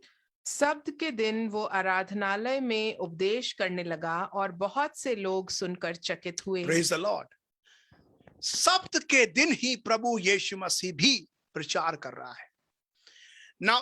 तीसरी सिमिलरिटी जो हम देखते हैं, तीसरी समानता वो जो है कि जब यहेजकेल प्रचार कर रहा है तब वे भी स्टॉनिश्ड हो गए, अचंभित हो गए। जब पौलुस प्रचार कर रहा है तब भी लोग अचंभित हो गए। और यहां पर प्रभु यीशु मसीह प्रचार कर रहे हैं तब भी लोग अचंभित हो गए। तो 3 बातों की समानता हम देखते हैं। पहली समानता क्या है कि तीनों ही जगह आराधनालय में हो रहा है। तीनों ही जगह हम देखते हैं कि सब्त का दिन है। तीनों ही जगह हम देखते हैं कि लोग जो हैं आश्चर्यचकित हो गए हैं, एस्टोनिश्ड हो गए हैं, वे आश्चर्यचकित हो जाते हैं। और यहां पर भी क्या होता है, चौथी सिमिलरिटीज को अगर हम देखेंगे तो हम पाएंगे कि तीनों जगह ही परमेश्वर के वचन का तिरस्कार किया गया, परमेश्वर के वचन को छोड़ दिया गया, उसके प्रति आदर, उसके प्रति कोई सम्मान, उसके प्रति कोई प्रति उत्तर दिखाई नहीं देता है। पढ़िए दूसरा पद फिर से आगे। सब्त के दिन वो आराधनालय में उपदेश करने लगा और बहुत से लोग सुनकर चकित हुए और कहने लगे, इसको ये बातें कहाँ से आ गईं? ये कौन सा ज्ञान है जो उसको दिया गया है? कैसे सामर्थ के काम इसके हाथों से प्रकट होते हैं? क्या ये वही बड़ी नहीं जो मरियम का पुत्र और याकूब, योसेस, यहूदा और शमौन का भाई है? क्या उसकी बहनें हमारे बीच में नहीं रहती? इसलिए उन्होंने उसके विषय में ठोकर खाई। अरे ये तो हमारे बीच का है, तो कल का खेलने वाला लड़का है, इसके भाई बहन, इसके माता पिता सब यहीं रहते हैं, ये कौन सी बड़ी बात कहता है? कहने की लिए कहावत है कि घर की मुर्गी दाल बराबर। इतना गहरा सच्चा परमेश्वर का वचन, परमेश्वर का पुत्र उन्हें दे रहा है, लेकिन फिर भी लोग उसके विषय में ठोकर खा रहे हैं। एक और प्रत्युत्तर हम देखते हैं कि लोग सुनने को तो तैयार हैं, लेकिन परमेश्वर के वचन और परमेश्वर के दास का आदर नहीं करते। वे उसके विषय में ठोकर खाते हैं। क्या आज हमारी दशा ऐसी तो नहीं है? एक कलीसिया की तरह हम बैठे हैं, एक सदस्य की तरह हम बैठे हैं, लेकिन फिर भी हम प्रभु के दास और वचन का आदर नहीं करते। फिर भी हम प्रभु के दास और उसके वचन के प्रति कंफ्यूज रहते हैं। फिर भी हम प्रभु के वचन और दास का अनुसरण करना नहीं चाहते। आज हमारी दशा क्या है? प्रभु यीशु मसीह जब ये देखता है कि ये मेरे विषय में ठोकर खाते हैं, तब चौथे पद में प्रभु यीशु मसीह क्या कहता है?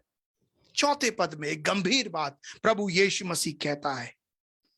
यीशु ने उनसे कहा, भविष्यद्वक्ता को अपने देश और अपने कुटुंब और अपने घर को छोड़ और कहीं भी निरादर नहीं होता। सोच लीजिए, सोचते हैं कि अपने लोग आदर दे देंगे, अपने लोग सम्मान दे देंगे, अरे ये तो अपने ही हैं, अरे ये तो कम से कम सुन लेंगे, ये तो कम से कम प्रभु के वचन का अनुसरण करेंगे। लेकिन प्रभु यीशु मसीह कहता है कि भविष्यवक्ता का अनादर जो है वो केवल और केवल उसके देश में होता है, उसके कुटुंब में होता है और उसके घर में ही होता है। और इसके बाहर सब जगह वो आदर पाता है, इसके बाहर सब जगह परमेश्वर का वचन लोग सुनते हैं। लेकिन जब वो अपने लोगों के बीच में जाता है, अपने देश अपने कुटुंब के लोगों को प्रभु का वचन सुनाता है, तब वे उसके विषय में ठोकर खाते हैं। ये तीसरा प्रत्युत्तर जो परमेश्वर के वचन और परमेश्वर के संदेशवाहक के प्रति हम देखते हैं।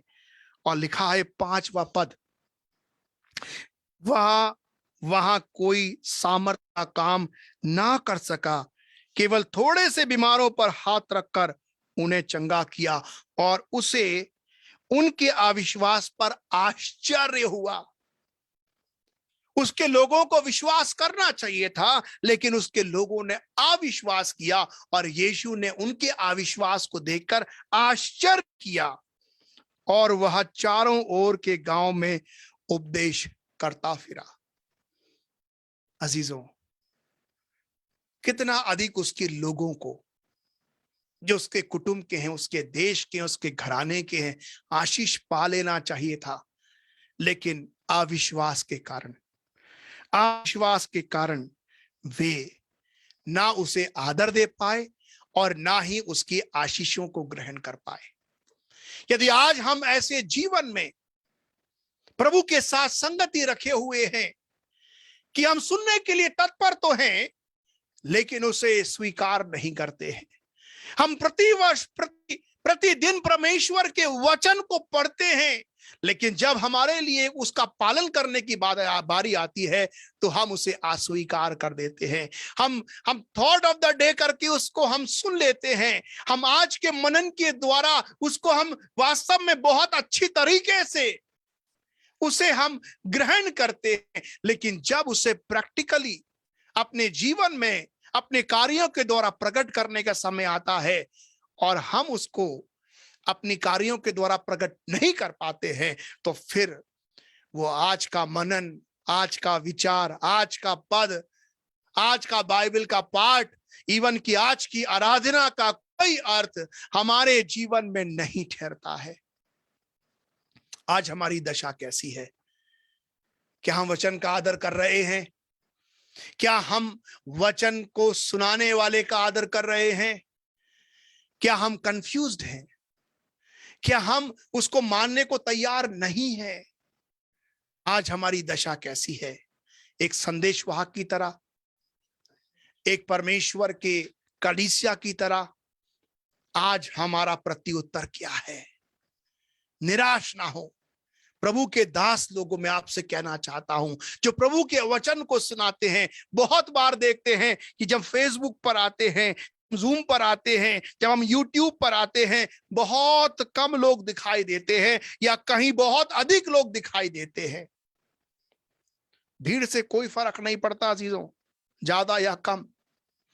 श्रोता बहुत सारे हो सकते हैं, दर्शक बहुत सारे हो सकते हैं, लेकिन कितने अनुयायी हैं इससे फर्क पड़ता है। Praise the Lord. कितने अनुयायी हैं, कितने शिष्य हैं, कितने वास्तव में सरलता के साथ, दृढ़ता के साथ उस वचन को ग्रहण करते हैं और उसके अनुसार जीवन जीना चाहते हैं। ये बहुत महत्वपूर्ण है बनिस्पत इसके कि बहुत अधिक संख्या में लोग जुड़ जाएं और हम कहे वाह वाह कितनी अच्छी मिनिस्ट्री है, कितने सारे लोग जुड़ते हैं, अरे बड़े अच्छा काम चल रहा है, लेकिन रिजल्ट जीरो, रिजल्ट जीरो। अजीजों, किसी ने कहा थोड़ा खाओ लेकिन दमदार खाओ। किसी ने कहा कि 10 पुत्रों के होने से अच्छा है एक ही पुत्र हो जो आज्ञाकारी हो। आज हम भीड़ को इकट्ठा करने वाले हैं या हम प्रभु यीशु मसीह के लिए अनुयायियों को तैयार कर रहे हैं, डिसाइपल्स को तैयार कर रहे हैं। परमेश्वर ने सुंदर नाम दिया इस कलीसिया के लिए, disciples of Christ church, We are disciples and we are asked to make disciples. हम यीशु मसीह के शिष्य हैं और हम यीशु मसीह के शिष्य बनाने के लिए बुलाए गए हैं। हम भीड़ को इकट्ठा करने के लिए बुलाए नहीं गए हैं।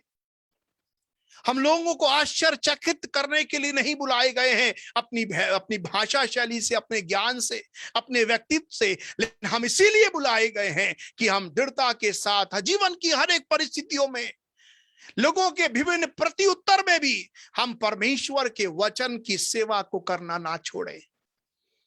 अजीजों, बहुत सारे तरीके हैं, उनमें से एक तरीका इस लॉकडाउन में परमेश्वर ने हमें सिखाया, जिसको शायद हम कभी स्वीकार नहीं करते जब चीजें सामान्य होती कि कैसे ऑनलाइन हम जुड़ेंगे, लेकिन प्रभु ने होने दिया और प्रभु ने ये हमारे आत्माओं में बोझ डाला, हमें इस प्रकार का दर्शन दिया, हमें इस प्रकार की समझ दी, बुद्धि दी कि इसके द्वारा भी हम परमेश्वर के वचन को फैला सकते हैं।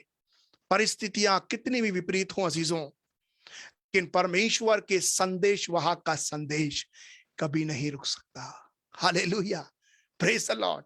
और यही हम देखते हैं कि आदर मिले या नहीं मिले, रिकग्निशन मिले या नहीं मिले, लेकिन परमेश्वर का कार्य, परमेश्वर के सच्चे संदेश वाहक निरंतर करते रहते हैं और करते रहेंगे। लेकिन हमारा प्रत्युत्तर क्या है? क्या हम उसे स्वीकार कर पा रहे हैं? क्या हम उस पर चल पा रहे हैं? या हम लोगों को इकट्ठा करके परमेश्वर के वचन और परमेश्वर के लोगों के विरोध में हुल्लड़ मचाना चाहते हैं, हम झगड़ा उत्पन्न करना चाहते हैं, हम परमेश्वर की सेवा को खराब करना चाहते हैं? अजीजों, वे यहूदी लोग जो चुने हुए थे, वे यहूदी लोग जिनमें से प्रभु यीशु मसीह निकल कर आया था, वो यहूदियों को और जगत को बचाने के लिए संसार में आया था, वे ही लोग उसका विरोध कर रहे थे। वे यहूदी लोग उसका विरोध कर रहे थे। वे भूल गए थे कि यीशु मसीह भी दाऊद की उस वंशावली से निकल कर आता है जो यहूदी था। Hallelujah, praise the Lord, praise the Lord. आज हम कहां हैं?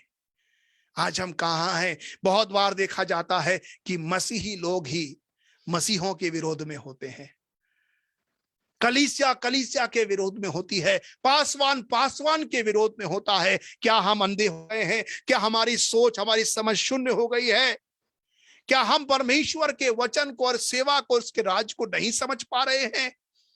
अजीजों, खुदावन के कलाम में यीशु मसीह ने कहा, जो हमारे विरोध में नहीं है वो हमारे साथ है। Praise the Lord, hallelujah. आइए सेवा को बड़े आनंद के साथ, उत्साह के साथ एक साथ मिलकर कहें। बैनर बहुत सारे हो सकते हैं, मंच बहुत सारे हो सकते हैं, लेकिन उद्देश्य एक ही है। Let us preach about the kingdom of God. आइए हम मिलकर परमेश्वर के वचन का प्रचार करें, हम उसके राज्य का प्रचार करें, हम उसके क्रूस का सुसमाचार प्रचार करें। लोग आदर दें या नहीं दें, लोग स्वीकार करें या नहीं करें, हम अपना काम पूरा करेंगे। हम परमेश्वर के वचन को सुनाएंगे। बहुत सारे रिस्पॉन्स हम देख सकते हैं, लेकिन मैंने चाहा इन तीन ही बातों को देखें, इन तीन वचनों के द्वारा जो आज इसको हमने पढ़ा है, कि लोग आनंद के साथ सुनने तो आते हैं, लेकिन ग्रहण करने वाला जीवन नहीं है, उस पर चलने वाला मन नहीं है, क्योंकि मन में लालच भरा हुआ है। लोग सुन रहे हैं पौलुस की बातों को, लेकिन फिर भी युक्ति रच रहे हैं कि किसी प्रकार से पौलुस को और उसकी सेवा को खराब कर दे, यीशु मसीह के सुसमाचार की सेवा को नष्ट कर दे। यीशु मसीह आश्चर्यचकित हो गया लोगों के अविश्वास को देखते हुए, और बहुत से आश्चर्य कर्म वहां नहीं हो पाए। आइए हम विश्वास करें, एक कलीसिया की तरह स्वीकार करें, उसके वचन पर चलने वाले बने, और हम कंफ्यूज ना हो, लेकिन जाने कि वही मसीहा जिसकी चर्चा पुराने नियम से करी गई, जो मुर्दों में से जी उठा, वो और कोई नहीं है, वो केवल और केवल प्रभु यीशु मसीह है। क्योंकि कलाम कहता है कि हर एक घुटना टिकेगा, हर एक जीभ अंगीकार करेगी कि यीशु ही प्रभु है, यीशु ही प्रभु है। हालेलुया। आइए हम प्रार्थना में जाएं, अपने मनों को, अपने दिलों को हम तैयार करें इस गीत को गाते हुए। वो प्रभु है, वो प्रभु है, मुर्दों में से जी उठा, वो प्रभु है। हर एक घुटना टिकेगा, हर एक जुबान कहेगी यीशु ही प्रभु है।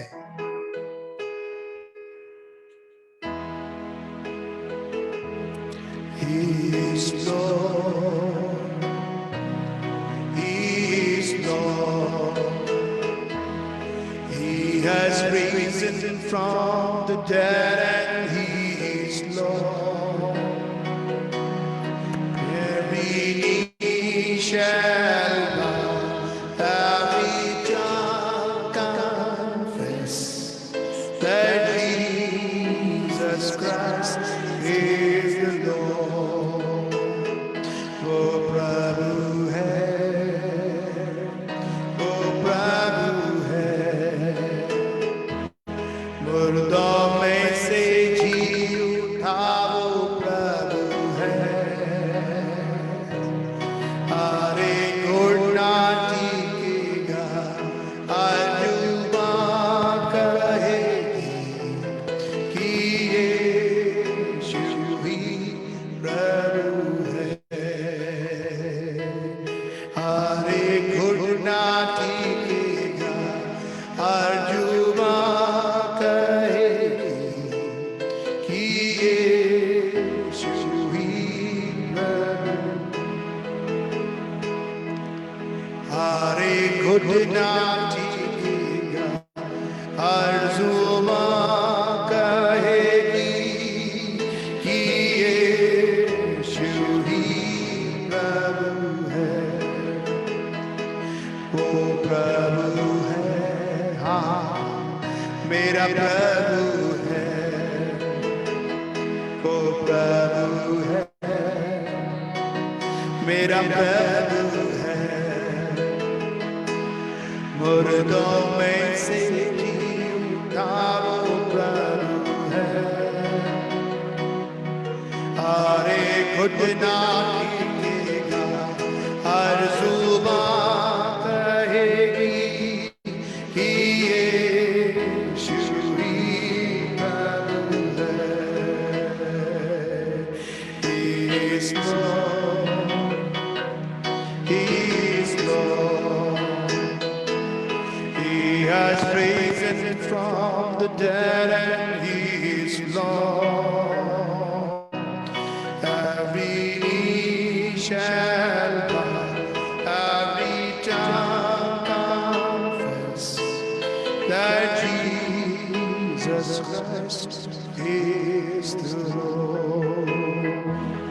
Every knee shall bow, every tongue confess that Jesus Christ is। हम प्रार्थना में जाएंगे और ये समय होगा कि हम प्रार्थना में लोगों को उठाएंगे। ये समय होगा कि हम प्रार्थना करेंगे भाई आशीष व्हीलर के लिए जो कि प्रयागराज में एडमिट हैं। उनको सेप्टिक हुआ पूरे शरीर में, लीवर में काफी डैमेज हुआ, किडनी में भी। 4 लाख से ऊपर का उनका एक बिल बना है और लेकिन अभी भी वो ठीक नहीं हुए।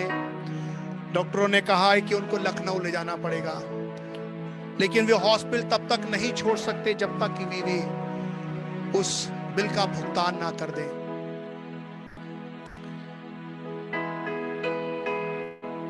उनके LIC के कुछ 2 लाख रुपए उनको मिले हैं। कुछ लोगों ने हाथ बढ़ाया है। मैं आज आपके सामने इस बात को कहना चाहता हूं कि प्रभु अगर आपको अगुवाई देता है तो आप अवश्य हाथ बढ़ाएं कि उन भाई का ट्रीटमेंट हो सके और पूरी तरह से ठीक हो सके। उनका नाम है भाई आशीष व्हीलर। प्रयागराज में वे हॉस्पिटल में एडमिट हैं, जिंदगी और मौत से लड़ रहे हैं। 4 लाख रुपए का बिल है, 2 लाख उन लोगों ने अरेंज कर लिया है और भी पैसे की आवश्यकता है। प्रार्थना करेंगे भाई कमल भट्टी के लिए। वे भी ICU में हैं, प्रयागराज में हैं। पिछले सालों में परमेश्वर ने अद्भुत रीति से उनके जीवन में काम किया। लंग्स एक बार बिल्कुल फेल हो गए थे, हार्ट की प्रॉब्लम हुई थी, परमेश्वर ने हर बार उन्हें छुड़ाया, बचाया, खड़ा किया। आज फिर एक बार उनके जीवन में परमेश्वर के अनुग्रह और दया की आवश्यकता है। हम प्रार्थना करेंगे कि प्रभु ने छुए और अपने हाथ से स्पर्श दे के पूर्ण चंगाई दे। और भी प्रार्थना के निवेदन है जो पास्टर रीमा हमारे साथ में शेयर करेंगे, और हम सब कर उन विषयों के लिए प्रार्थना करेंगे।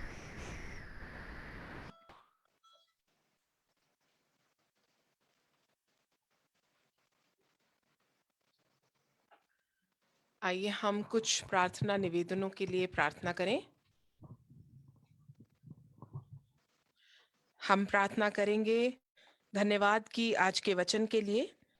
हम प्रार्थना करेंगे धन्यवाद की प्रभु की चंगाई के लिए जो उन्होंने मिस्टर सलील पॉल के जीवन में दी है, और निरंतर हम परमेश्वर से मांगते रहेंगे कि वे भाई सलील पॉल को अपनी पाक पवित्र उपस्थिति में बनाए रखें और उन्हें पूर्ण रीति से अपनी चंगाई प्रदान करें। बीमारों के लिए हम प्रार्थना करेंगे। मिस्टर आशीष व्हीलर, मिस्टर कमल भट्टी, मिसेस दीपिका के लिए प्रार्थना करेंगे जिनकी सर्जरी हुई है। हम मिसेस देवकी छेत्री और उनकी बेटी के लिए प्रार्थना करेंगे, प्रभु उन्हें छुए चंगाई दें। मिस तरुण लता के लिए प्रार्थना करेंगे। मिस्टर भूपेंद्र नाथ, मिसेस अनु पीटर के लिए प्रार्थना करेंगे। मिसेस लीलन जॉर्ज और मिसेस माइकल के लिए प्रार्थना करेंगे। साथ ही साथ गमजदाओं के लिए हम प्रार्थना करेंगे। अपने बुजुर्गों को भी स्मरण करेंगे, और जितने परिवार आज यहाँ जुड़े हैं हमारे साथ, हर एक परिवार के लिए हम व्यक्तिगत रूप से प्रार्थना करेंगे। आइए हम प्रार्थना करें। सर्वशक्तिमान जीवित दयालु पिता परमेश्वर, हम धन्यवादी हृदय के साथ आपके चरणों में बैठे हैं, और हम धन्यवाद देते हैं कि आज आपने अपने वचन से हमें एक बार फिर से तरोताजा किया, और आपने बताया कि किस प्रकार से आपके संदेश और आपके संदेश वाहकों को लोग रिसीव करते हैं या रिजेक्ट करते हैं।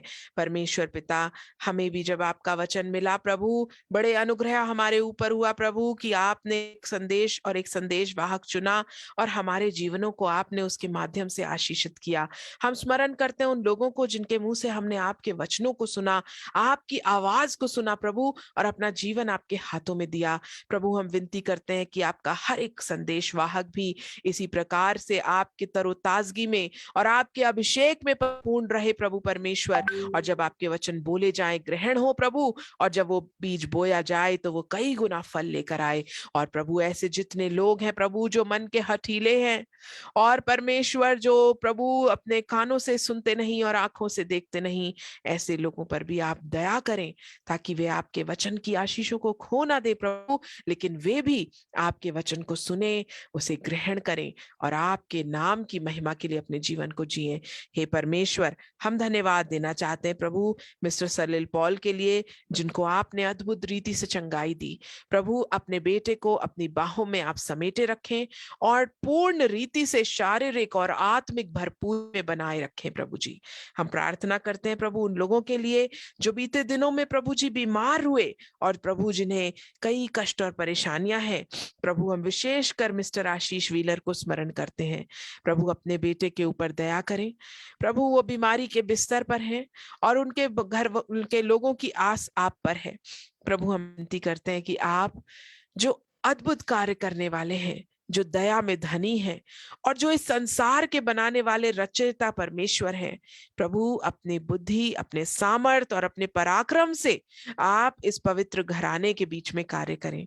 अपने बेटे को प्रभु अपने हाथ से छुएं, और वो चंगाई दे प्रभु जी जिसकी कामना है। हे परमेश्वर, उनके ऊपर जो कर्ज हैं, उनके ऊपर जो लायबिलिटीज हैं प्रभु, जो बिल उन्हें पे करना है, यीशु के नाम से हम आपसे प्रार्थना करते हैं। हे यहोवा ईरे, उनके लिए आप प्रयोजन करें, अपने लोगों के हृदयों को कायल करें प्रभु, कि वे अपनी आशीषों को तेरे लोगों के साथ जो जरूरत में है बांट सकें। हे परमेश्वर पिता, अपने दास के लिए तू एक अच्छे ट्रीटमेंट और पूर्ण चंगाई के लिए प्रभु जी योजना को बना, ऐसी मैं तुझसे प्रार्थना करती हूँ। साथ ही साथ मिस्टर कमल भट्टी के लिए प्रार्थना करते हैं प्रभु, जो इस वक्त आईसीयू में हैं, अपने दास को छुएं, और जैसे आपने बीते सालों में उनके जीवन में आपने अद्भुत गवाहियों को बनाया प्रभु, और उन्हें बिस्तर से उठा के खड़ा किया था, और प्रभु उनके लंग्स के पैचेस को दूर कर दिया था। वैसे ही इस समय भी प्रभु तू अपने दास के ऊपर करुणा और अनुग्रह कर, और अपनी चंगाई का स्वाद एक बार फिर से उन्हें चखा। प्रभु हम स्मरण करते हैं मिसेस देवकी छेत्री को और उनकी बेटी को। प्रभु उनके घर में जो बीमारी ने वास किया प्रभु, उससे उन्हें नजात दिला प्रभु। अपने बच्चों के ऊपर रहम कर प्रभु, और प्रभु उनकी तकलीफों को तू दूर कर, अपनी चंगाई उन्हें प्रदान कर, शरीर की भरपूरी और आत्मा की भरपूरी उन्हें प्रदान कर। प्रार्थना करना चाहते हैं मिसेस संगीता जेकब के लिए प्रभु परमेश्वर।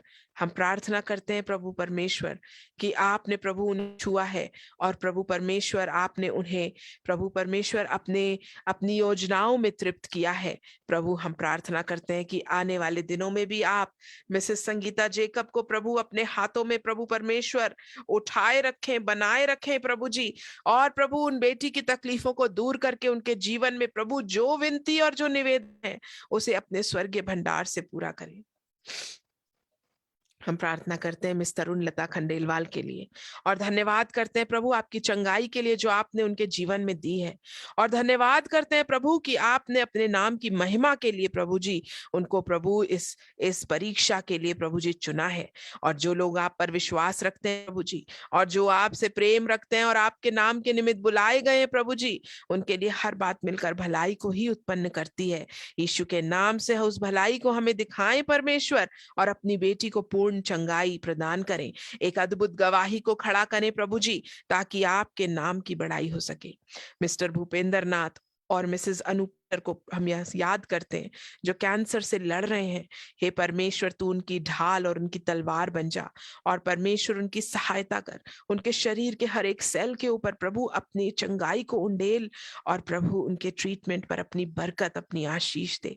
मिसेस लीलन जॉर्ज और मिसेस माइकल के लिए प्रार्थना करते हैं प्रभु अपनी बेटियों को तू बुजुर्गी के आलम में संभाल, उनके शारीरिक और आत्मिक कष्टों को दूर करके प्रभु जी अपने बच्चों को प्रभु जी तू आत्मिक भरपूरी और शारीरिक भरपूरी प्रदान कर। मिसेस दीपिका के लिए धन्यवाद देते हैं जिनकी सर्जरी होने के लिए तूने मदद और सहायता करी, और प्रभु तूने उनके लिए अद्भुत प्रयोजन किया, और मिसेस स्वरूप के माध्यम से तूने उनके जीवन में सारे अद्भुत कार्यों को किया। हम प्रार्थना करते हैं अपनी बेटी को पूर्ण चंगाई दे, और साथ ही साथ मिसेस स्वरूप को स्मरण करते हैं प्रभु जी कि आप उनके शरीर में अपना बल दें प्रभु जी, अपनी सामर्थ दें, और प्रभु जो नेक सेवा आपने उनके हाथों से करवाई प्रभु जी, उसके लिए प्रभु उनको अपना प्रतिफल प्रदान कर। हम प्रार्थना करना चाहते हैं अपने बुजुर्गों के लिए। हम स्मरण करते हैं मिसेस साई के लिए, और उनके पूरे परिवार को हम स्मरण करते हैं, उनके लिए प्रार्थना करते हैं प्रभु जी कि हमारे बुजुर्गों के ऊपर तेरी आशीष हो, उनकी आंख को छूकर प्रभु तू अपनी चंगाई दे, और अपनी बेटी को अपनी सामर्थ से भर दे। हम प्रार्थना करते हैं मिसेस एंड मिस्टर वाइली के लिए, प्रभु तू उनके साथ हो, और प्रभु उनके शरीरों में अपना बल दे जी, और प्रभु अपने बच्चों को तू अपने हाथों में संभाल कर रख। प्रार्थना करना चाहते हैं प्रभु परमेश्वर हमारे अन्य जितने बुजुर्ग हैं सबको, अपने पेरेंट्स को हम स्मरण करते हैं, और प्रभु हमारे सारे बुजुर्गों और सारे पेरेंट्स के ऊपर तेरी कृपा को मांग लेते हैं। हम प्रार्थना करना चाहते हैं उनके लिए जो गमगीन है प्रभु जी, विशेषकर हम प्रार्थना करते हैं मिसेस स्टेला वाइली के लिए, मिसेस सुनीता ऑस्टिन के लिए, मिसेस रॉय के लिए प्रभु जी, प्रभु परमेश्वर मिसेस गवन के लिए प्रभु, इतने सारे लोग प्रभु जिन्होंने अपने प्रियो को खोया प्रभु, मिस्टर मुदत माथुर के लिए प्रभु जी, ऐसे तमाम लोगों के जीवन में प्रभु अपनी योजना को पूरा करें, और उनके जीवन में अपनी शांति, उनके घर में अपना वास प्रदान करें प्रभु परमेश्वर, ताकि तेरे लोग प्रभु इस गम की घड़ी में भी प्रभु तुझे अपना सहायक देख सकें और तेरी उपस्थिति को महसूस कर सकें।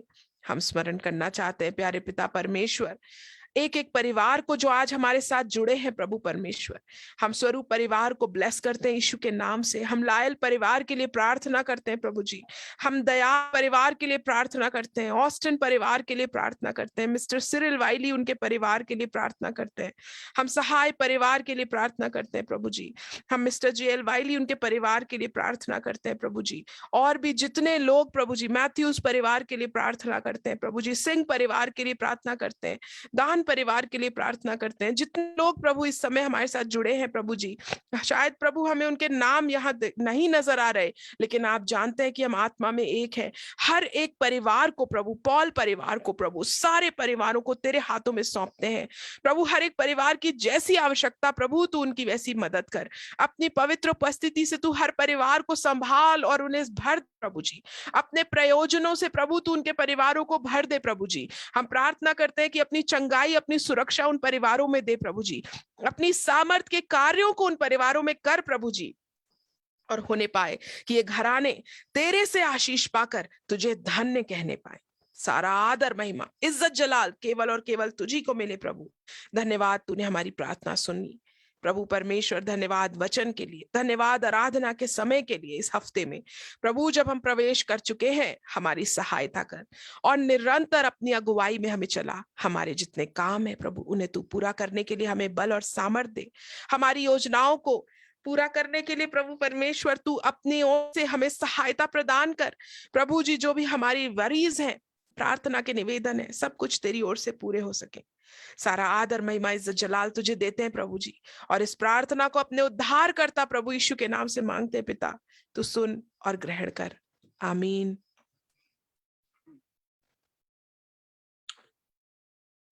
आइए प्रभु की प्रार्थना को हम एक साथ मिलकर कहें। ऐ हमारे बाप, तू जो आसमान में है, तेरा नाम पाक माना जाए, तेरी बादशाहत आए, तेरी मर्जी ऐसे आसमान में पूरी होती है, जमीन पर ही पूरी हो। हमारे रोज की रोटी आज हमें दे, हमारे कसूरों को माफ कर जिस प्रकार से हम अपने कसूरवारों को माफ करते हैं। हम आजमाइश में डालें परंतु बुराई से बचाएं, कि बादशाहत को जलाल हमेशा तेरी है। आमीन। हमारे पिता परमेश्वर का प्रेम, प्रभु यीशु मसीह का अनुग्रह और पवित्र आत्मा की सहभागिता और संगति हमें से हर एक के साथ अब से लेकर यीशु के दूसरे आगमन तक होती रहे। आमीन, आमीन, आमीन। आज रात भी हम जिंदा ईमान के प्रोग्राम के लिए हम जुड़ेंगे और हम एक सामर्थी गवाही को हम सुनेंगे।